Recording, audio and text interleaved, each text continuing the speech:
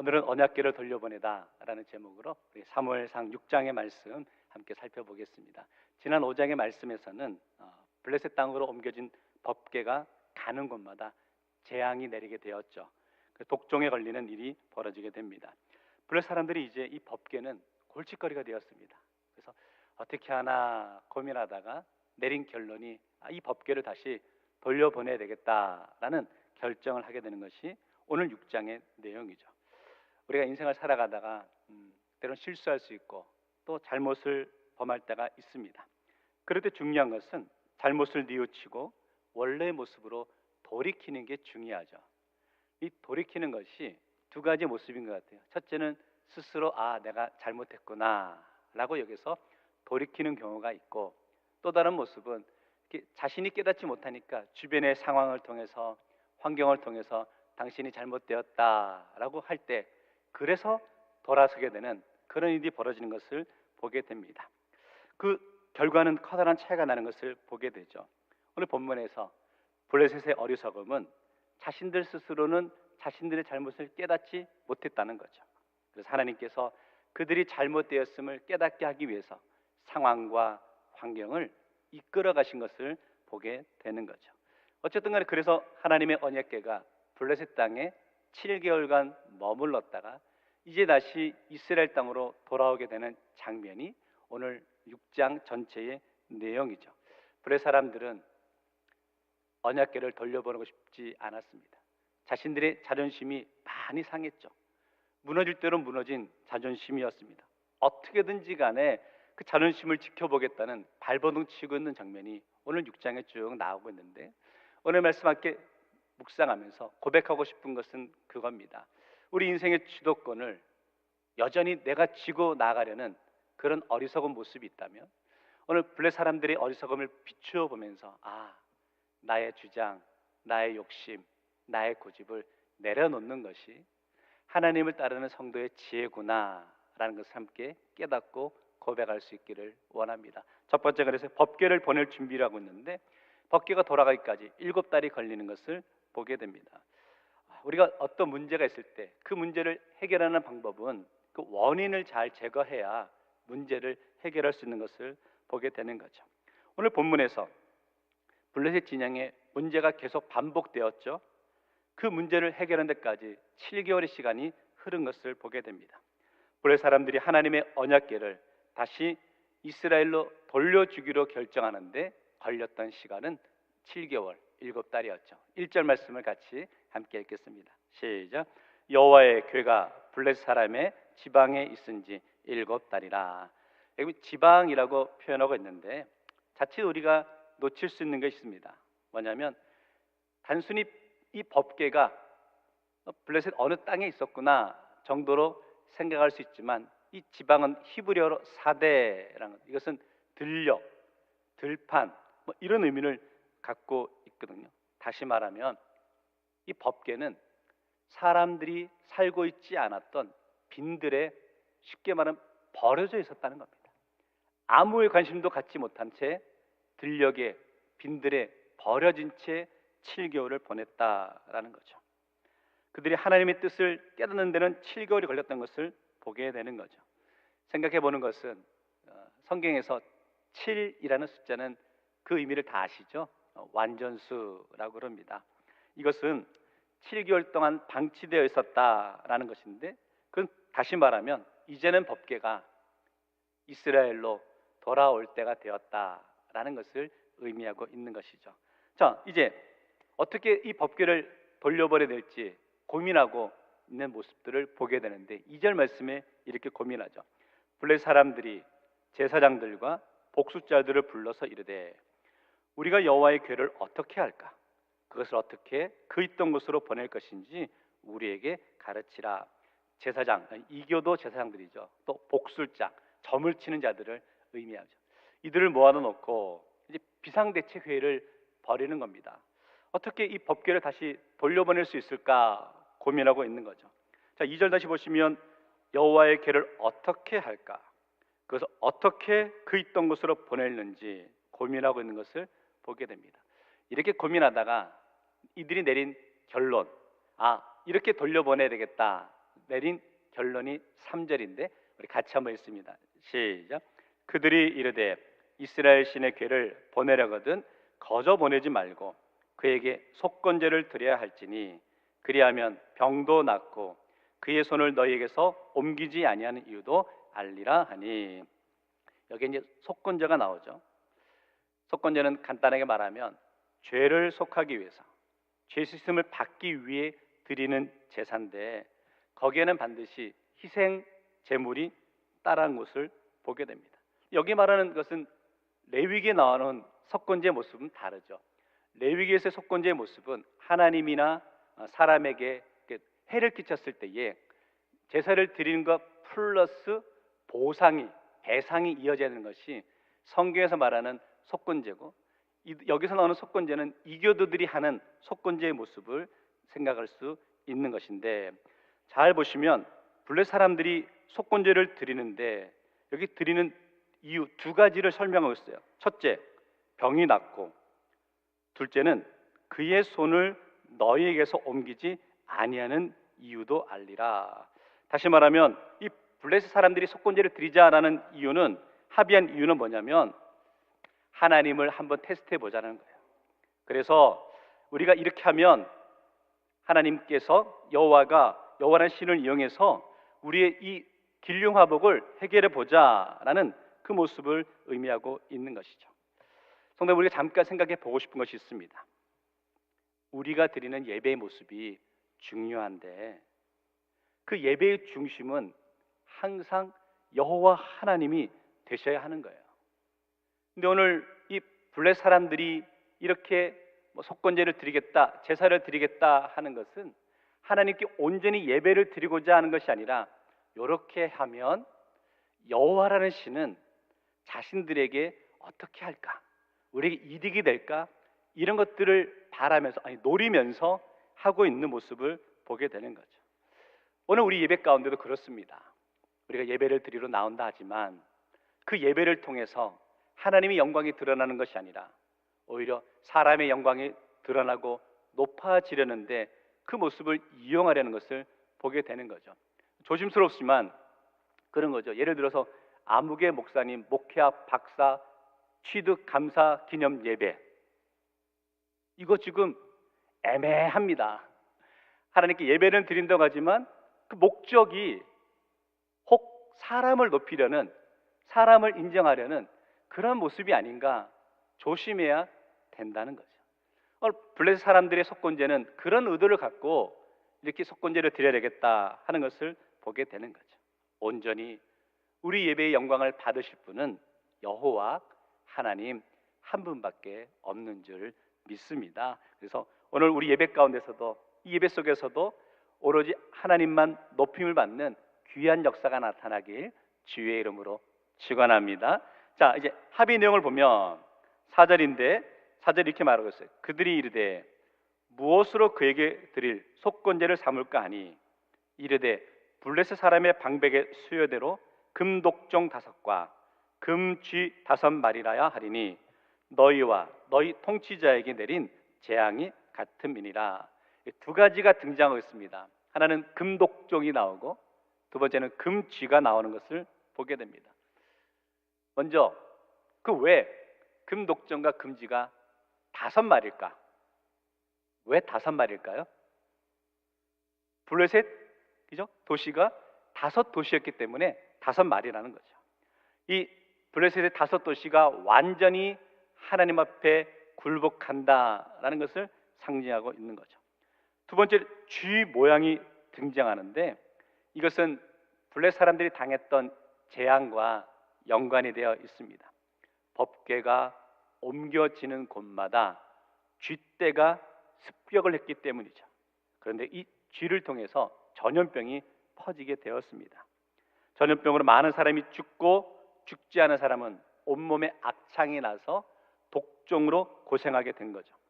이처럼 엄청난 전염병과 죽음을 가져다 둔 쥐 모양과 독종의 모양을 금으로 형상화시킨 것을 보게 되는 거죠. 블레셋 사람들이 언약궤를 이제 이스라엘로 보내는데 빈손으로 보낼 수 없다는 거죠. 그래서 독종과 또 금쥐에 대한 형상으로 금을 만들어서 속죄 예물을 드림으로써 하나님의 진노를 가라앉혀야 되겠다라는, 하나님의 환심을 사야 되겠다라는 의도로 보내고 있는 것을 우리가 알 수 있죠.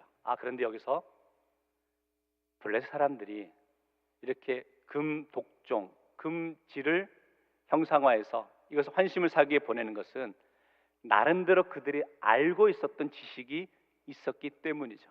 그들이 알고 있었던 것은 이런 거였습니다. 6절 보시면 애굽과 바로가 그들의 마음을 완악하게 한 것 같이 어찌하여 너희가 너희 마음을 완악하게 하겠느냐. 그가 그들 중에서 재앙을 내린 후에 그들이 백성을 가게 함으로 백성이 떠나지 아니하였느니라. 말씀 보니까 애굽, 바로 이것이 등장하는 것을 보게 됩니다. 출애굽 사건을 언급하고 있는 것이죠.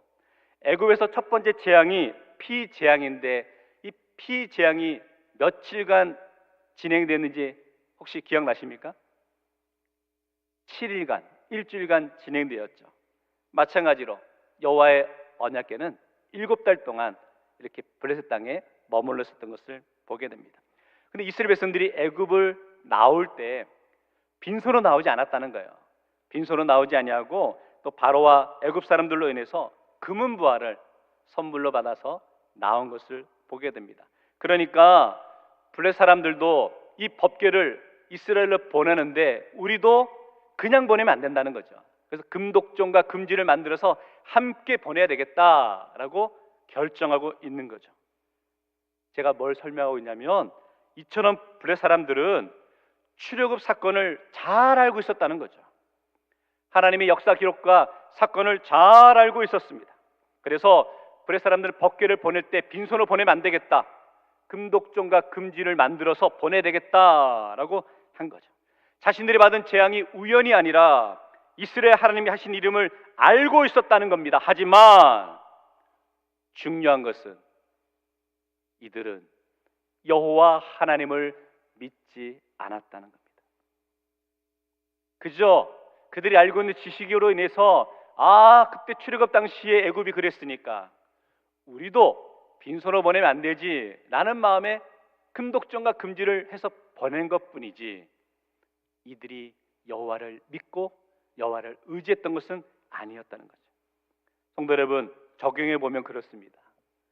우리의 신앙생활은 하나님에 대해서 아는 것이 중요한 것이 아니라는 겁니다.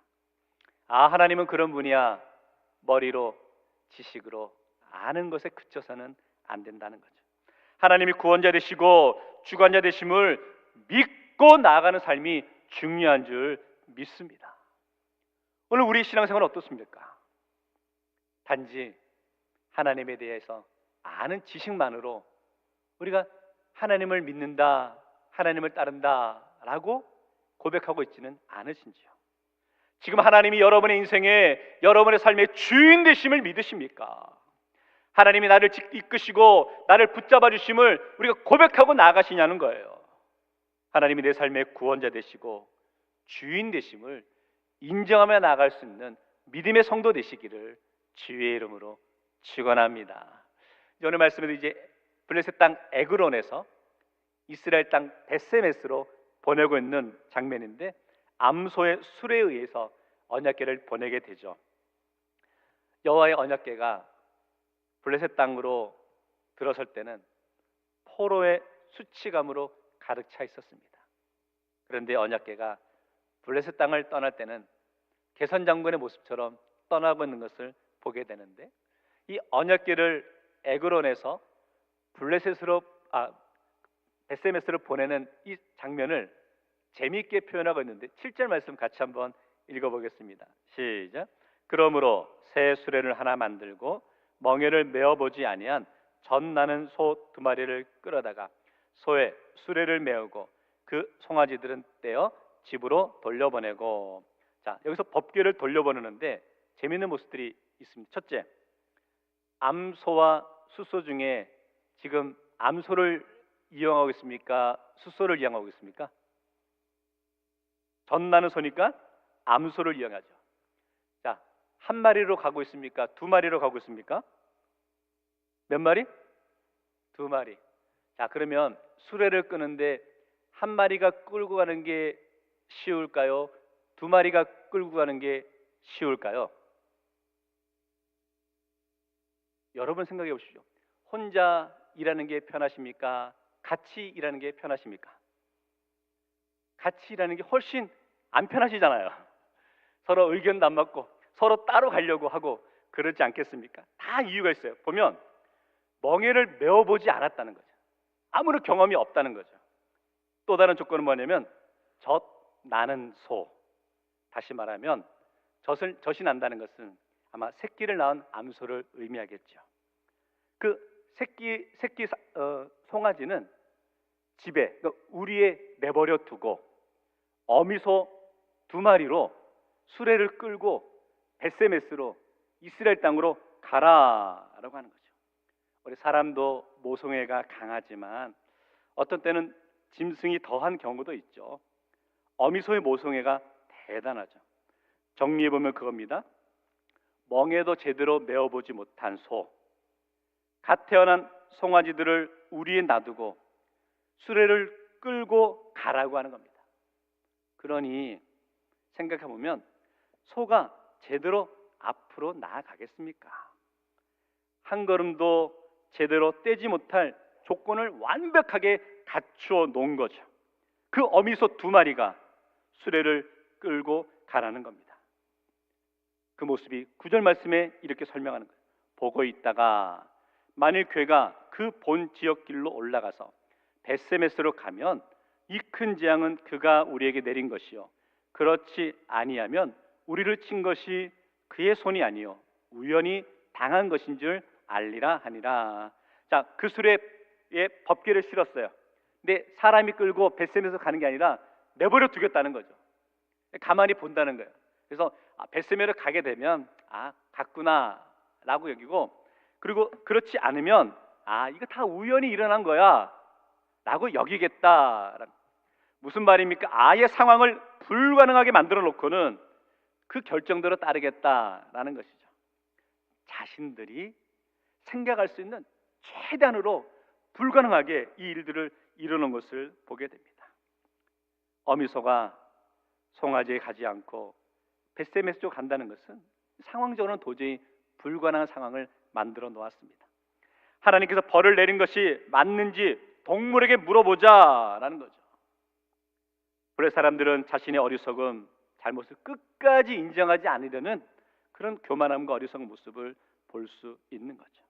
그래서 성도 여러분, 이 소가 벳세메스로 가는 게 맞습니까? 아니면 송아지들이 있는 그 우리 쪽으로 향하는 게 맞습니까? 당연히 송아지가 있는 그 우리로 집으로 가는 게 맞죠. 이것이 하나님이 창조하신 본성 아닐까요? 그런데 만약 이 어미소들이 송아지가 있는 곳으로 가게 된다면 블레 사람들은 어떻게 생각합니까? 지금까지 모든 것이 우연이었구나 라고 여긴 거라는 거죠. 블레 사람들은 바로 이것을 노린 거죠. 그래서 뭡니까? 안내하는 사람도 두지 않고 그냥 가라고 내버려 두는 것을 보게 됩니다. 성도 여러분, 우리가 인생을 살면서 중요한 것이 있습니다. 누구나 실수할 수 있고 잘못된 선택할 수 있어요. 그런데 중요한 건 실수를 인정할 줄 알아야 된다는 거예요. 그리고 실수의 자리에서 회개할 수 있어야 된다는 거죠. 그런데 블레 사람들은 끝까지 인정하지 않으려는 모습을 보게 되는 거죠. 왜? 그들의 마음속에 교만함이 있었기 때문이죠. 하나님이 무섭고 법궤가 무서우면서도 끝까지 자신들의 자존심을 지키려는 하나님 능력을 무시하려는 모습을 보게 되는 것이죠. 고난주간 새벽기도회 때 잠깐 다루기도 하겠지만 가룟 유다와 베드로, 예수님이 붙잡히는 상황 속에서 둘 다 실수 잘못을 범하게 되죠. 가룟 유다는 은삼십에 예수님을 팔아넘기죠. 베드로는 예수님을 모른다라고 3번이나 부인하였죠. 그러나 그들이 실수한 다음의 과정에서 가룟 유다와 베드로가 달랐던 것을 보게 됩니다. 가룟 유다는 어떻게 합니까? 아이고 내가 왜 예수님을 팔았을까라고 가룟 유다는 후회하였습니다. 그런데 후회만 하였죠. 그 결과가 무엇입니까? 스스로 목숨을 끊는 것을 보게 됩니다. 베드로는 자신의 잘못을 깨달았을 때 그는 후회하지 않았습니다. 회개하였습니다. 회개한 이후로 돌이켜서 가장 위대한 사도로 세워진 것을 보게 되는 거죠. 성도들, 우리 삶에 실수가 없는 것은 아니죠. 실수함과 연약함이 얼마든지 있을 수 있습니다. 그러나 중요한 건 하나님 앞에서 우리 연약함을 인정하시라는 거예요. 내어놓고 회개하셔야 된다는 거죠.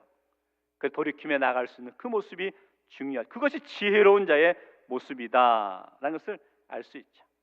자, 어쨌든 이런 상황 속에서 이제 수레는 어디로 가게 되느냐? 벳세메스라는 곳으로 가게 되는데 12절 말씀 같이 읽을까요? 시작. 암소가 벳세메스 길로 바로 향하여 대로로 가며 갈 때에 울고 좌우로 치우치지 아니하였고 블레셋 방백들은 벳세메스 경계선까지 따라가니라. 블레셋 방백들이 벳세메스 경계까지 따라갔다는 거예요. 돌아오나 봤는데 그 수레는 벳세메스로 간 것을 보게 됩니다. 암소 두 마리가 벳세메스로 가는데 그냥 가지 않고 어떻게 갔다고요? 울면서도 가는 것을 보게 됩니다. 지금 암소 두 마리는 하나님의 통치하심, 하나님의 이끌림대로 나아가고 있는 것을 보게 되는 거죠. 하나님의 주권과 통치에 붙들리는 그 모습을 보게 되는 거죠. 그래서 암소 두 마리가 갇혀있던 그 송아지들을 생각하면서 또 울면서도 벳세메스로 가고 있는 것을 보게 됩니다. 성도 여러분, 성경 기자는 왜 이 모습을, 이 상황을 상세하게 기록하고 있을까요? 왜 성경 기자가 이렇게 벳세메스로 가는 암소의 모습을 상세하게 기록하고 있을까? 이런 것 같아요. 우리의 모습이 블레셋 사람들이나 이스라엘 사람들이 소만도 못하다는 거예요. 블레셋뿐 아니라 이스라엘 백성들도 신랄하게 비판하고 있는 거예요. 말 못하는 짐승도 천륜을 뛰어넘어서 하나님의 통치 앞에 울면서도 끝까지 벳세메스로 향하고 있는데 블레셋이나 그 언약궤를 내놓았던, 전쟁에 끌고 왔던 이스라엘의 어리석음을, 그들의 교만함을 오늘 성경 기자는 지적하고 있는 거죠.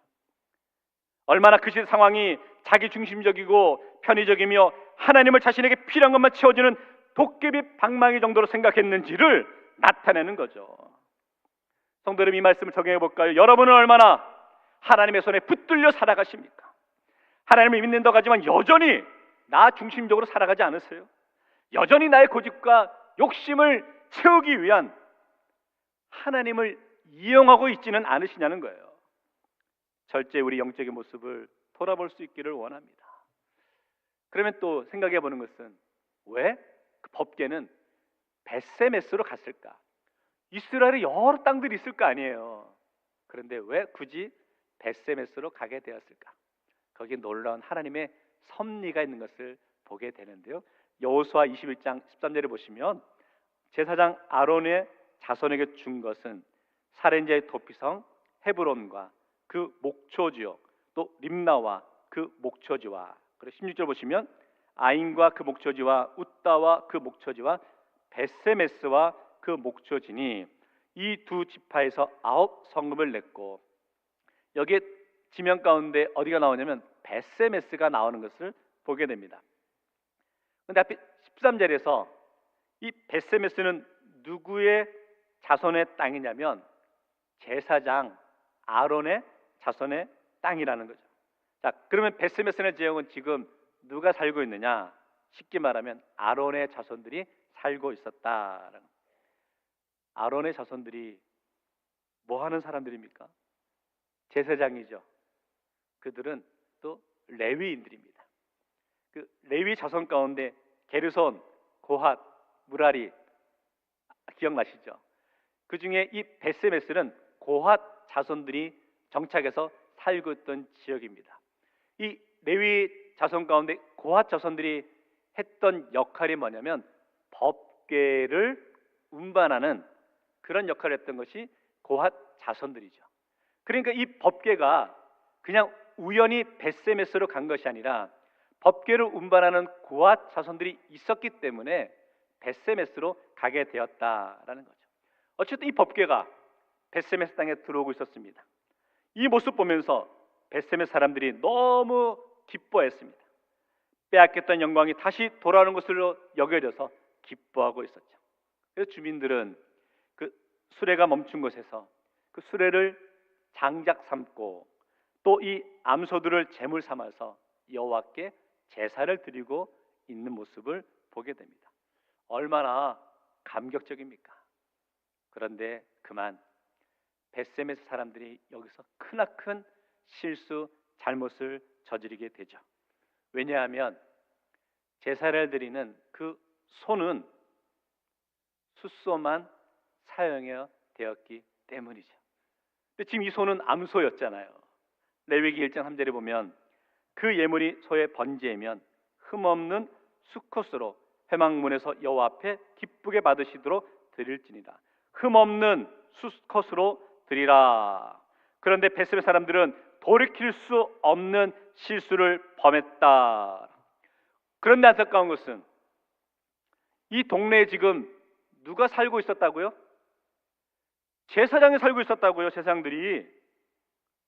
그토록 이스라엘 백성들이 하나님께 제사를 드리는데 제사장이 살고 있는 이 동네에서 제사를 드리는데 수컷으로 드리지 않고 암컷으로 제사를 드리고 있는 거죠.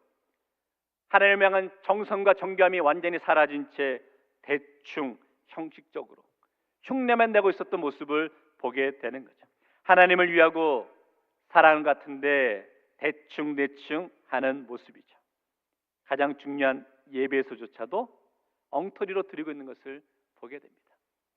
우리가 예배를 드린다고 하면서도 우리도 엉터리로 드리고 있지는 않은지 우리가 최선을 다해서 정성을 다해 드리는 모습이 중요하죠. 어쨌든 오늘 말씀에 정말 돌이킬 수 없는 엄청난 실수를 또다시 범하게 되는데 결정타가 바로 19절 말씀이죠. 19절 말씀 같이 읽겠습니다. 시작. 벳세메 사람들이 여호와의 궤를 들여다본 까닭에 그들을 치사 5만 70명을 죽이신지라. 여호와께서 백성을 쳐서 크게 살육하셨으므로 백성이 슬피 울었더라. 여기 5만의 갈로를 이렇게 쳐는 것을 볼 수 있죠. 각주를 보니까 이렇게 설명하고 있습니다. 어떤 사본에는 5만이 없음이라고 말하죠.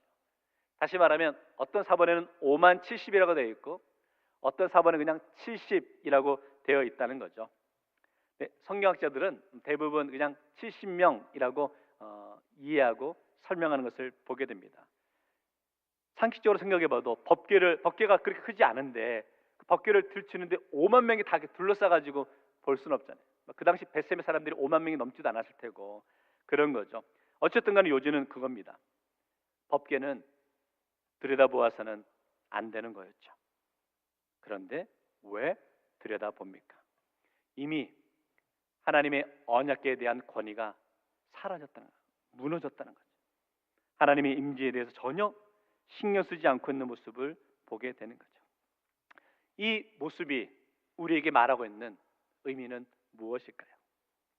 이 시대가 하나님의 위엄과 거룩과 존귀함이 사라진 시대다라는 것을 보여주는 겁니다. 그 결과가 무엇입니까? 나에게 이익이 되느냐? 그렇지 않으냐로 판단하며 모든 것을 행동하는 것을 보게 되는 거죠. 성도 여러분, 오늘 우리의 모습은 어떻습니까? 이 시대는 별것 아닐 수도 있지만 사실 너무나 중요한 문제를 우리에게 제시하고 있는데요. 두 가지를 제가 정리해 보았는데, 첫째는 하나님을 자신의 의도대로 말하고 의도대로 써먹으려는 끊임없는 시도가 우리에게 있다는 거죠. 쉽게 설명드릴까요? 우리가 하나님을 믿는다 하지만 하나님을 나의 삶에 이용하려는 모습이 있지 않으시냐는 거죠. 성도 여러분, 절대로 하나님을 나의 의도대로 나의 입맛대로 이용하려는 어리석음을 우리가 버려야 될 줄 믿습니다. 예를 들어 이런 겁니다. 꼬마 아이가 있었습니다. 초등부 아이가 있었는데 이제 주일 아침이 되었습니다. 교회를 가려는데 이제 엄마가 그 초등부 아이에게 이렇게 너 오늘 교회 가는데 예배 드릴 때 헌금을 하라고 하면서 200원을 주는 거예요. 200원을 주면서 100원은 헌금하고 100원은 예배 마치고 올 때 과자 사 먹어. 이 아이가 200원을 들고 신이 나서 교회로 막 뛰어옵니다. 뛰어다 그만 교회 마당에 있는 돌뿌리에 넘어졌는데, 그만 안타깝게도 그 동전 2개 중에 하나가 또르륵 굴러가지고 또랑에 톡 빠지고 말았습니다. 하나만 남게 되었죠. 근데 그 아이가 이렇게 말하는 거예요. 아, 마침 헌금할 동전이 빠졌네 라고 그러는 거예요. 그러면서 돌아오면서 맛있게 과자를 사 먹었다고 그럽니다. 성도 여러분, 혹시 우리 신앙도 어정쩡하게 신앙생활하지 않으십니까? 이것도 아니고 저것도 아닌 것처럼 나아갈 때가 있지 않으십니까? 하나님의 일을 한다고 하면서도 내 주장과 내 의지대로 무엇을 이끌어보려고 하진 않습니까? 그러다가 하나님 일을 하면서 내 자존심이 상하니까 난 그걸 할 수 없어, 나의 욕심을 채워지지 않으니까 난 그렇게 할 수 없어라고 우리가 그렇게 외치고 있지는 않으시냐는 거죠. 오늘 하나님을 믿는다 하면서도 나의 의도대로 이끌려는 그런 교만의 모습을 내려놓을 수 있어야 되는 것이고, 두 번째는요, 하나님의 거룩하심과 영광을 놓치지 말아야 한다는 거죠. 블레셋, 이스라엘 모두 하나님의 거룩하심과 영광과 존귀를 잃어버렸습니다. 하나님의 거룩하심을, 하나님의 존귀를 잃어버릴 때 나타나는 특징이 뭔지 아세요? 하나님이 전혀 두렵지 않습니다. 하나님이 두렵지 않으니까 언약궤를 들춰보는 거 아니겠습니까? 너무나 어리석은 모습을 보게 되는 거죠. 이것이 지금 우리가 살아가는 이 시대의 연약함의 모습은 아닐까요? 이 시대의 문제가 아닐까요? 삶의 자리에서도 아무 감각 없이 죄를 너무나 쉽게 지으면서도 아무런 꺼리낌 없이 살아가는 게 오늘 우리의 모습은 아닐런지 돌아볼 수 있기를 원합니다. 자, 이제 결과가 이렇게 나타나는데 20절 말씀에 이렇게 고백합니다. 벳셈의 사람들이 이르되 이 거룩하신 하나님 여호와 앞에 누가 능히 서리요? 그를 우리에게서 누구에게로 올라가시게 할까 하고, 우리 21절은 같이 읽습니다. 시작. 전령들을 기럇 여아림 주민에게 보내어 이르되 블레 사람들이 여호와의 궤를 도로 가져왔으니 너희는 내려와서 그것을 너희에게로 옮겨가라.